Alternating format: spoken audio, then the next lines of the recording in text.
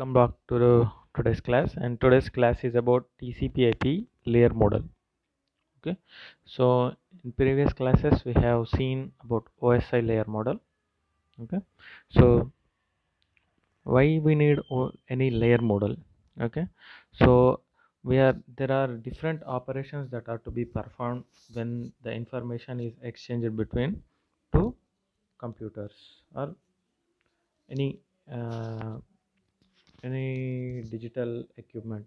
When you are exchanging information on a computer network, there are many operations that are to be performed. Okay, so these operations must be separated. Okay, so for that purpose you are dividing all these operations into separate groups. Okay, so one group at one, so they are separated into different layers. Okay, so at each layer takes care of specific operations.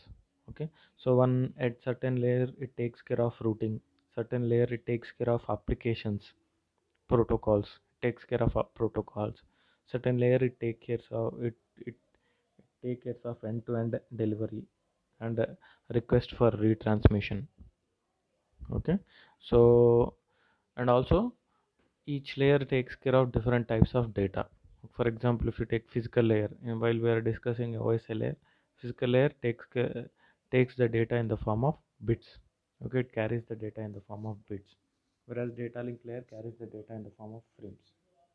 Okay, so on. Okay, so in this way the data is carried in a different way. Okay, so in a similar way, now we are having TCP/IP layer model. Okay, so this TCP/IP layer model is the basis of your internet communication. Okay, it is the basis of internet communication. So whatever the internet is implemented by using TCP/IP layer model. Okay, so when OSI layer model was there, it is somewhat rigid. It was somewhat rigid. Okay, so that rigid and some features were unavailable in OSI layer. Okay, so that features were implemented in TCP/IP layer. Okay, so TCP/IP layer model was developed in early 1970s. Okay, the model was developed in early 1970s, but it was implemented in networking in 1983. Okay, so as it was implemented in ARPANET in 1983. TCP/IP was implemented in ARPANET, and later it was same. It was continued for even your internet. Okay, so the TCP/IP contains a set of protocols. Okay, it contains set of protocols. That means different layers. At different layers, you will be having different protocols. Different protocols are implemented. Okay, so a TCP/IP layer contains a set of protocols that describe how all the transmissions are to be handled across the internet. Okay, so the TCP/IP contains a set of protocols that describes how the transmissions are to be handled across the internet. Okay, so the TCP/IP has been used to provide effective delivery of information around the world. Okay, so that means, as I said in the at the starting of the class, so whatever the delivery of packets on internet. Okay, so proper delivery of the packets or applications of internet are the different protocols implementation of internet is possible due to this TCP/IP layer model. Okay, so this TCP/IP layer model is not exactly similar to OSI layer model. There are some similarities. There are some similarities between TCP/IP layer model and OSI layer model, but it is not exactly the same. Okay, so the TCP/IP layer is somewhat different from your OSI layer. Okay, there are certain similarities, but not completely same. So in TCP/IP layer model, you don't have two layers. Those are session and presentation layer. The presentation and session layer that are present in OSI layer are omitted in TCP/IP layer model.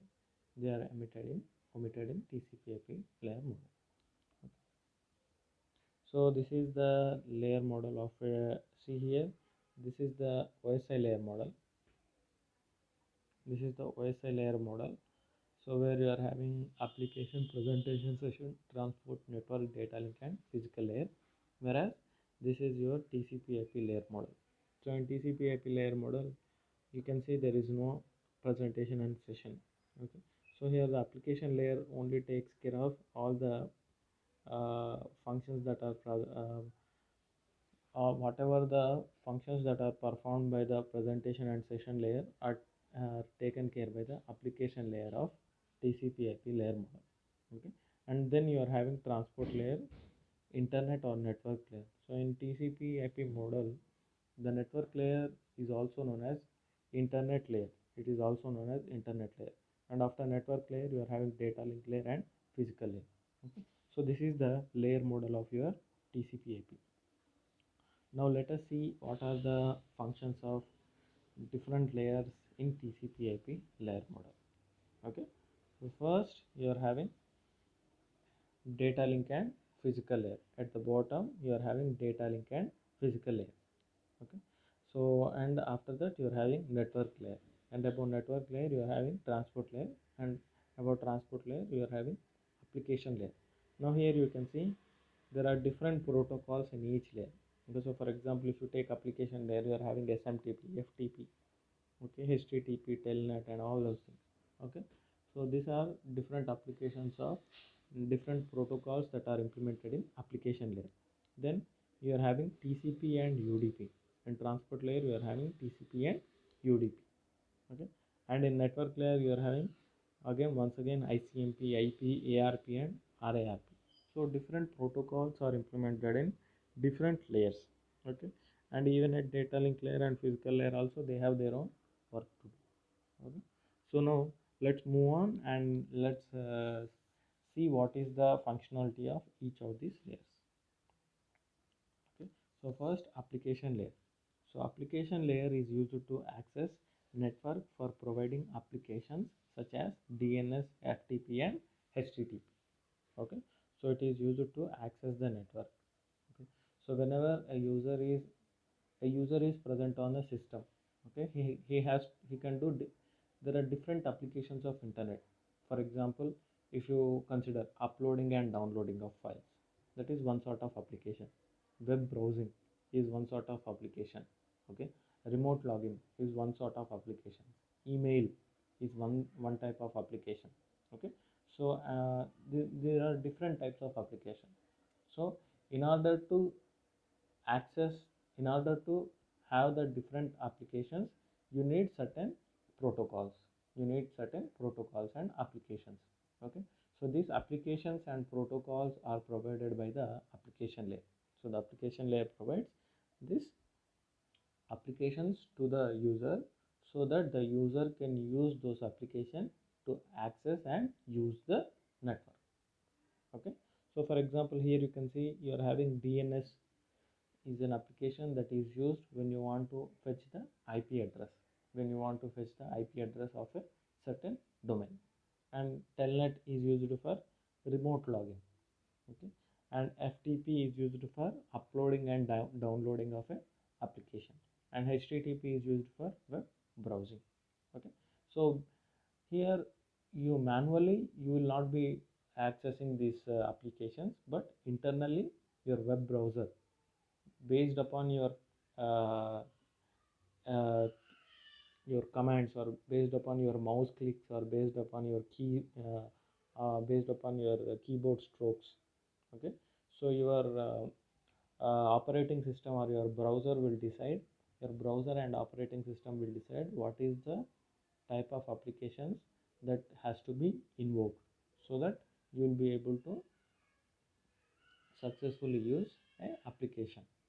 Okay, so it will use the right application or right protocol for specific operation. Okay, so then you are having transport layer. Below application layer you are having a transport layer. So transport layer purpose is it provides end-to-end data transmission. It provides end-to-end data transmission, and it also provides flow control and error control. Okay, so transport layer, it provides end-to-end uh, data transmission. You can also say application to application data transmission. is possible due to TCP, transport layer. Okay. So apart from that, transport layer also takes care of providing flow control, error control, and sometimes it will also provide it also provides request for a retransmission. That means it will try to, if the data is transmitted at a faster rate, then the receiver can actually read. Okay, if you are transmitting data at a faster pace, then it can be read by the receiver, then it slows down the flow of data. Okay, and such thing. And also, even if there are any errors, the transport layer will try to request for retransmission of data. Okay, so that is it. So in TCP IP layer, you are having two protocols. TCP IP layer is having two protocols, and there TCP TCP IP layer, in TCP IP transport layer there are two protocols. One is TCP. Okay, TCP stands for Transmission Control Protocol. TCP stands for Transmission Control Protocol, and other protocol that is used in transport layer is UDP, that is User Datagram Protocol. Okay, so these are the two protocols that are implemented in transport layer of TCP IP. Now let us see what is the functionality of these two protocols. Okay, so first let us see what is the functionality of TCP. Okay, so TCP means Transmission Control Protocol. So this protocol is used for end-to-end delivery. It is used for end-to-end protocol, and it provides a reliable connection. Okay, so reliable connection means it provides flow control, error control, sequence control, duplication control, and all these things. Okay, so here generally you are below TCP, you are having IP, that is Internet Protocol. You are using Internet Protocol for a routing purpose and delivery of packet. But IP is a connectionless protocol. Connectionless protocol means it does not worry whether the data is transmitted properly or not. Okay, it just transmits the data. Okay, it will not check for errors, it will not check for sequence, or it will not wait for acknowledgement. Okay, all these things. So it is not a reliable protocol. So to give reliability above IP, you are using TCP, Transmission Control Protocol, which will give the reliability for the packets that are transmitted over internet. Okay, so in TCP terms, a connection is a temporary association between entities in different systems. Okay, so that means a TCP establishes a connection that might be a virtual connection, which is used only for the transmission of data, Once the data is transmitted, then the connection is, whatever the connection that is established is disconnected. Okay, so that is the thing. So it sees that a temporary in TCP, it establishes a temporary connection, and by using that connection, the data is transmitted between the end to end or application to application, and once the data is transmitted, that connection is disconnected. Okay, so in TCP, the data format is in the form of TCP segment. Okay, so and that contains source and destination ports. Okay, so here port is nothing but every application will have a certain unique identification number. Okay, so TCP communicates between the one application and other application. So it sees that there is a communication between two applications. Okay, so that is the purpose of TCP. Okay. So that is, it is a reliable uh, protocol. Okay, it is a reliable connection, and it brings a reliability into the transport layer. Okay, so that is the TCP. That is about TCP. Okay. Next, moving on, you are having UDP. UDP stands for User Datagram Protocol. UDP stands for User Datagram Protocol. So User Datagram Protocol, it is an alternative to TCP. It is an alternative to TCP. So that means here, if you don't want any reliability, okay, if you don't want any reliability, if you just in some cases, I'll explain you in what cases we use TCP and what cases we use ADP in after this slide. Okay, so now generally just see the characteristics of UDP. So a UDP is a it also provides end-to-end delivery, end-to-end protocol, but there is no guaranteed delivery, no preservation of sequence. Okay, so all these things are not there. Okay, so and also there is no protection against duplication. So all the whatever here you are having no, in TCP you are providing those things. So in TCP you are having guaranteed delivery, you are having guaranteed preservation of sequence and guaranteed protection against duplication. Okay, so that is present in TCP. Okay, so now in UDP you are having minimum overload, minimum overhead. In whereas in TCP you are having uh, overhead in TCP is more compared to overhead in UDP. Overhead in TCP is more compared to overhead in UDP. Okay. So user datagram protocol is a connectionless protocol. That means it does not take care of any whether it just forwards the packet. It does not establish any connection between end to end or application to application before the data is transmitted. It just transmits the data. It just transmits the data. Okay, so it does not wait for establishment of connection, and it does not wait for error checking. It does not even do any sequence control, duplication control, flow control. All these things are not taken. No, they are not. These things are the above these parameters are not taken care by user datagram protocol. Okay, so due to that, now why where you are using UDP and where you are using TCP. Okay, so TCP is used where you want to have reliability, where you want to have reliability, and even though when the data is transmitted at a slower rate. Okay, why? Because TCP, whenever you are transmitting the data in TCP, it has to take care of many things.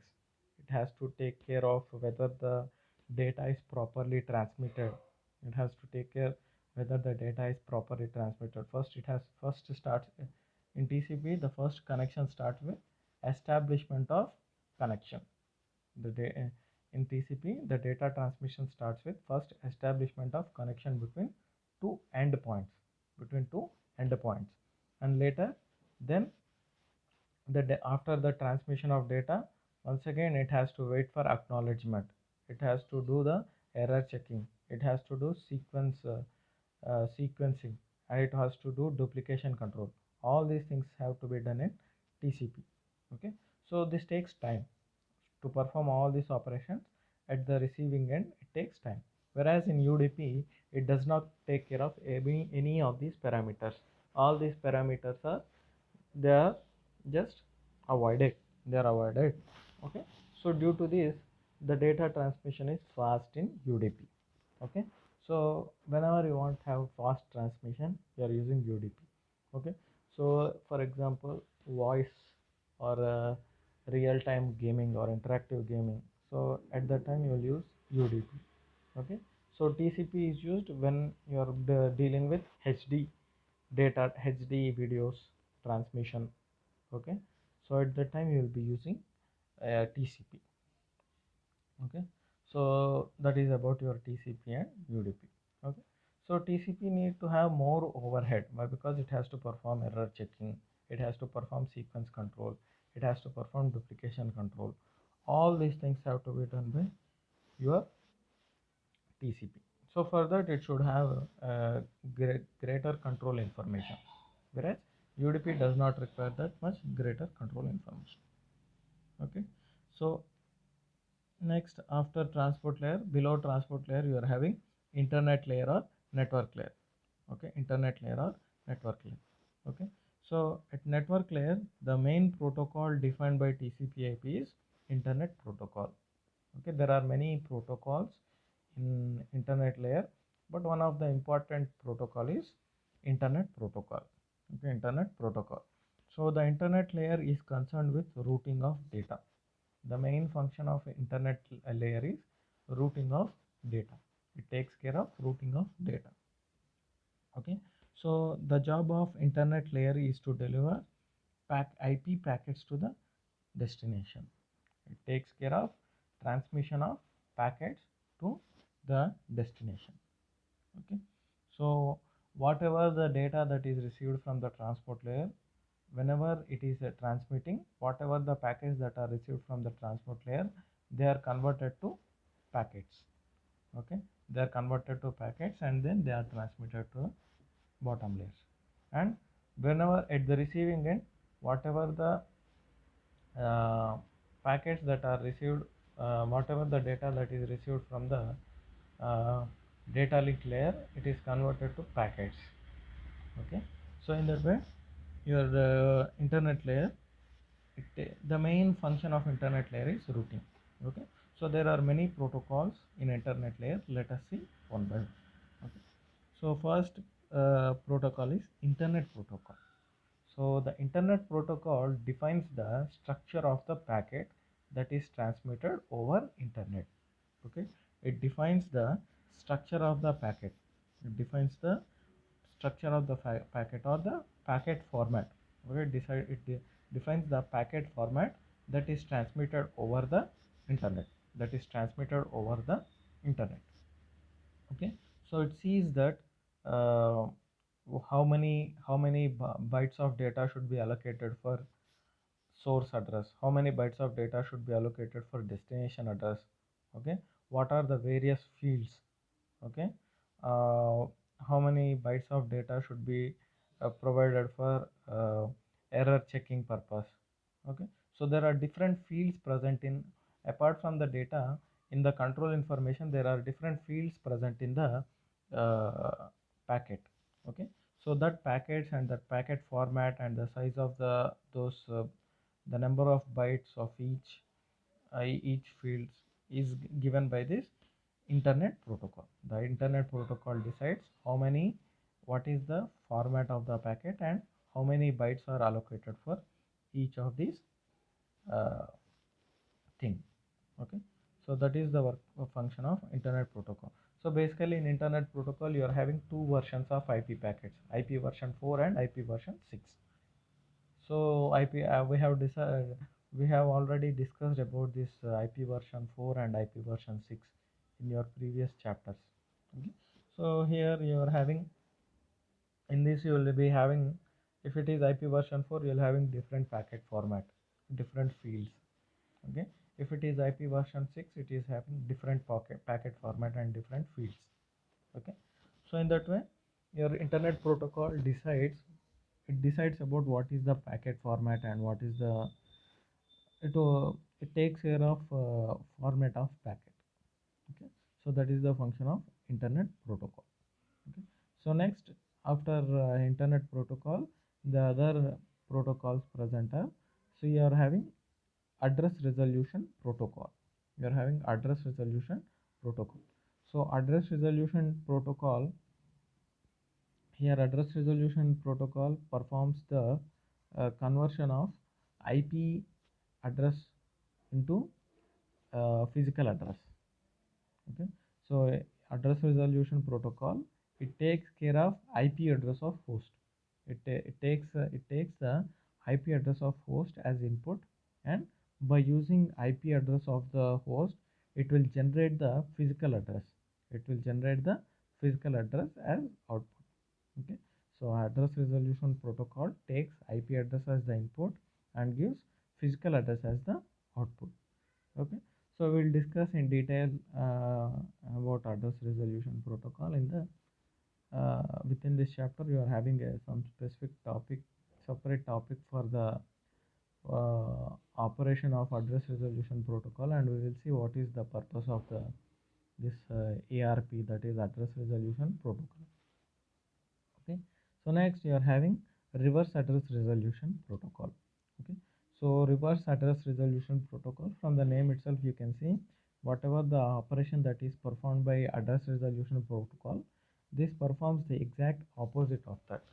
This uh, this protocol performs exact opposite operation of the address resolution protocol. That is, it will take the physical address as input and it will give the IP address. It will give IP address. Okay, so it will take the here reverse address resolution protocol. It will take the physical address as the input and it will generate what is the IP address that is associated to that specific physical address. So whatever, so in internet you have to, whenever you want to connect to internet, as I said in previous classes also, the basic necessity for a system to be connected to internet is it should have a IP address. It should have a IP address. So for that purpose, so any system that is designed, it will have a hardwired physical address. It will have a hardwired physical address.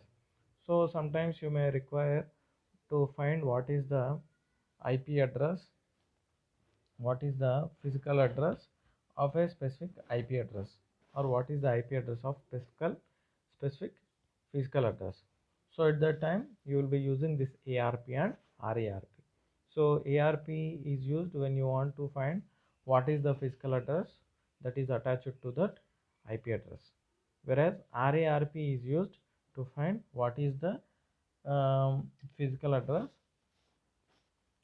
whereas RARP is used when you want to find what is the IP address that is attached to the physical address. Okay, so that is about this ARP and RARP. Okay, now after this ARP and RARP, you are having ICMP. ICMP stands for Internet Control Message Protocol. ICMP stands for Internet Control Message Protocol.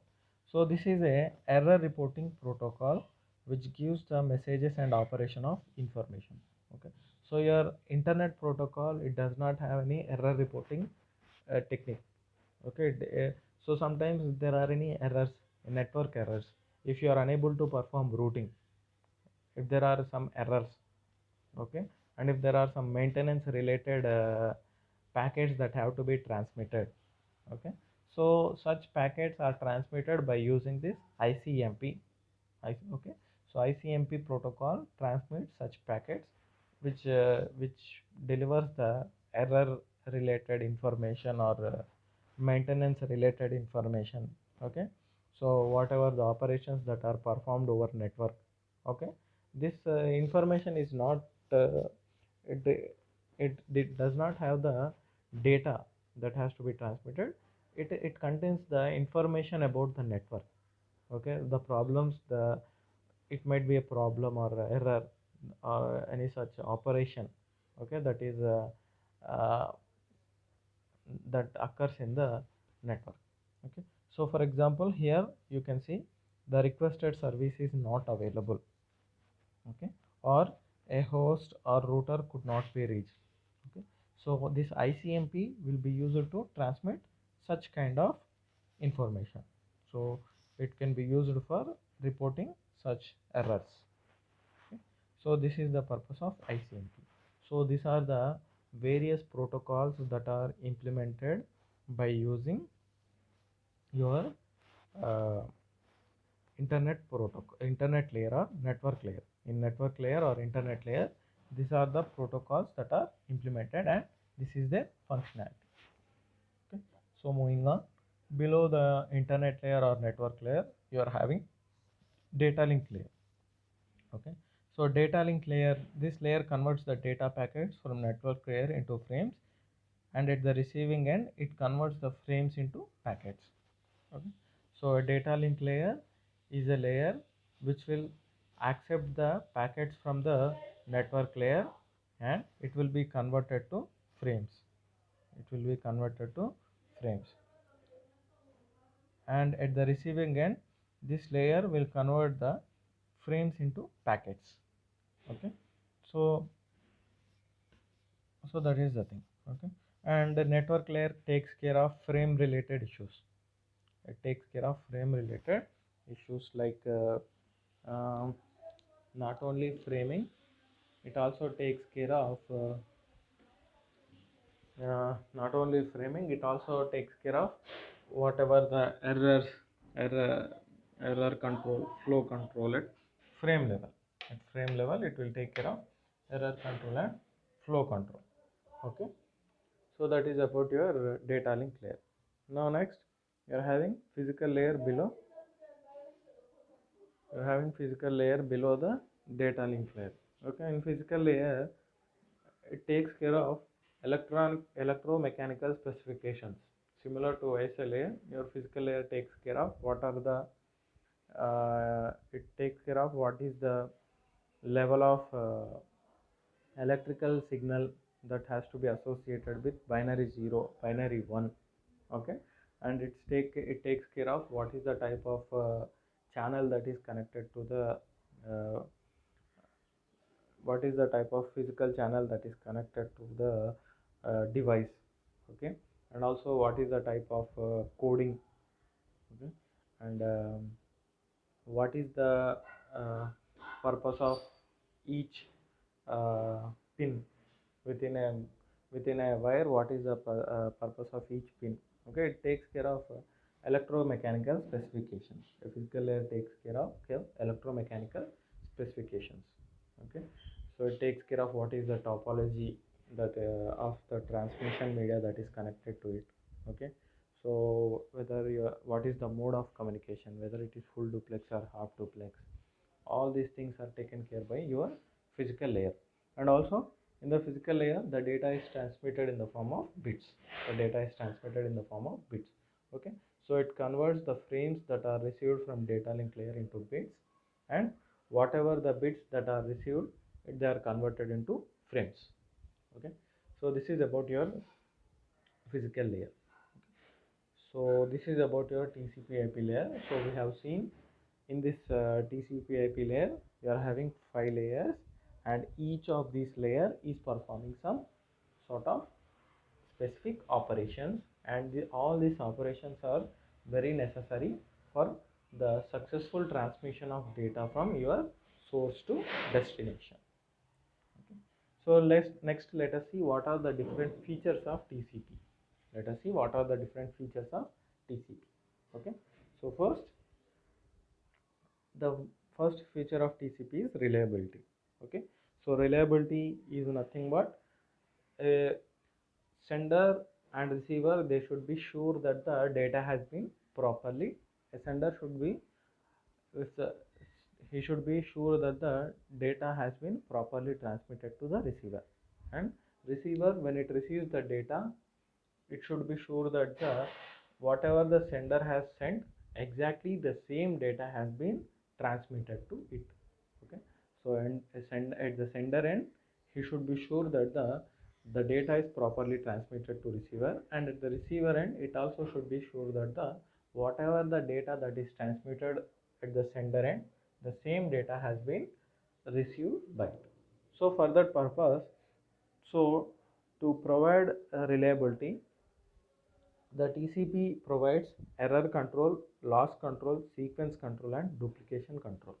Okay, so all these, so below these 4 things, that is error control, loss control, sequence control, and duplication control, these will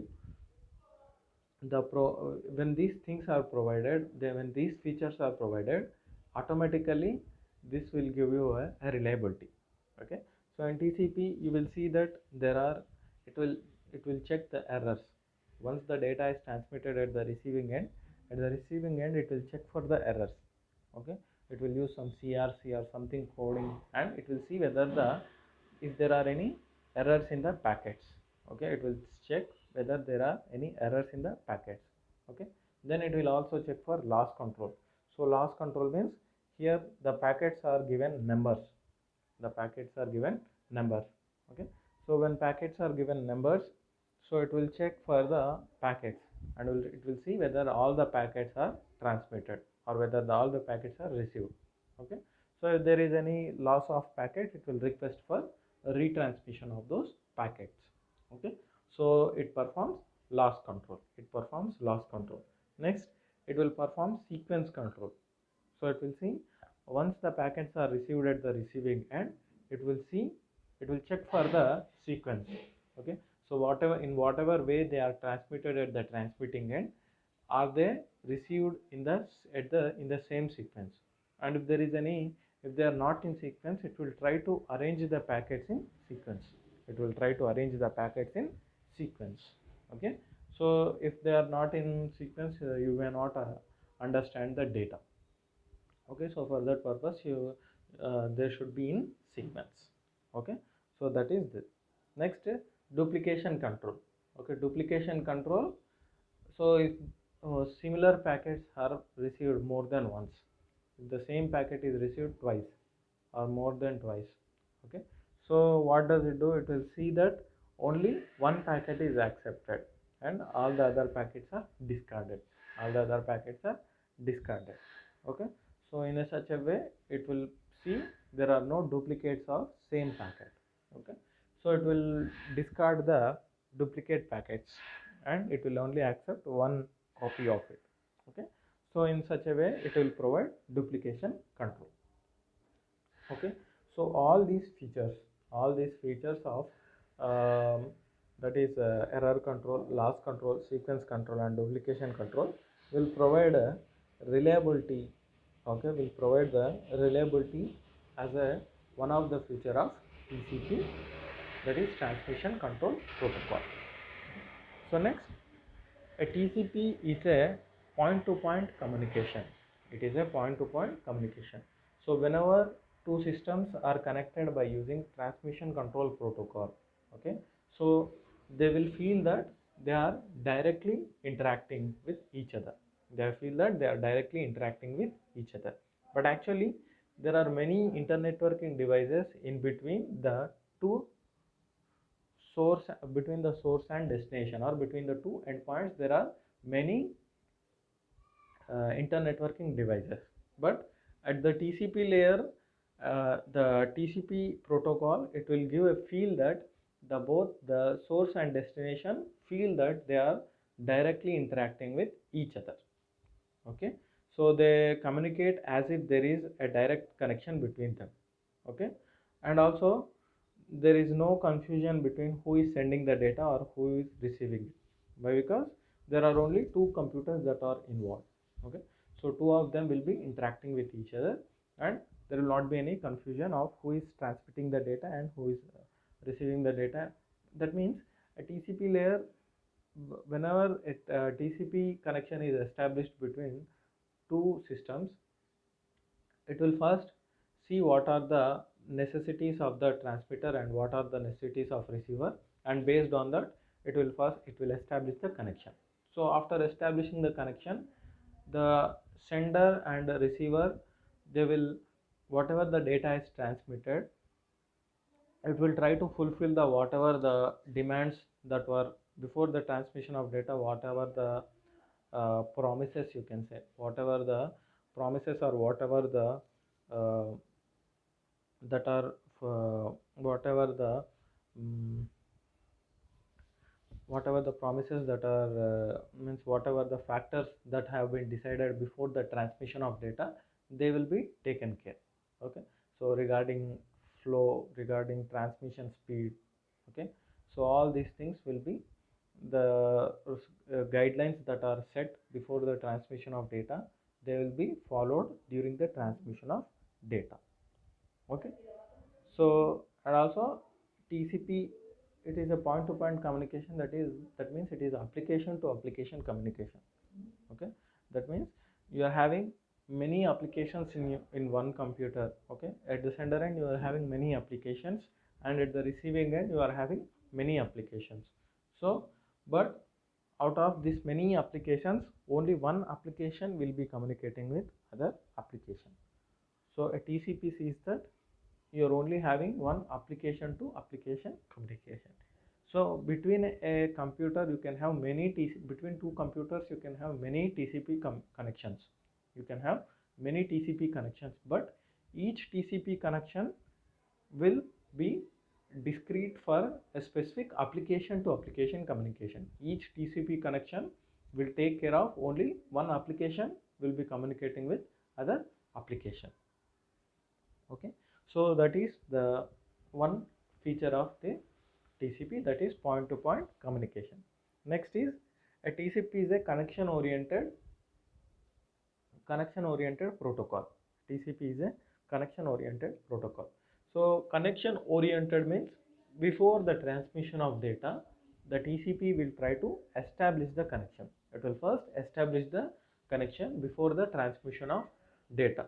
So after establishing the connection, then the packets belonging to this message will be transmitted through the same path. Okay, so that means it sees that all the packets are properly transmitted from your source to destination. So all the packets are properly transmitted from source to destination. Okay, so a TCP is a connection oriented and it establishes a virtual connection through the internet between the sender and receiver, and by using that link. Okay, so a link means it need not be a physical link. Link means it need not be a physical link.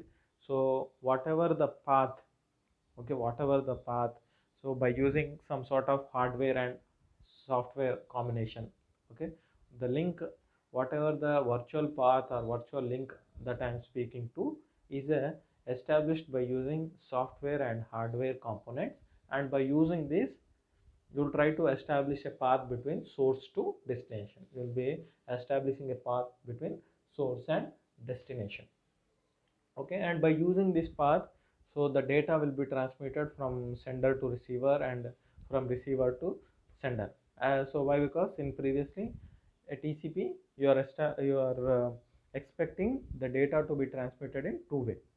Okay, even if the sender is only sending the data, the receiver will respond with acknowledgements. Okay, only if receiver is only in receiving mode, even though when it is in receiving mode, it will send acknowledgements. Okay, it will send acknowledgements about the data, or it will send some control information. Okay, so the data will be always transmitted between sender and receiver in bidirectional way.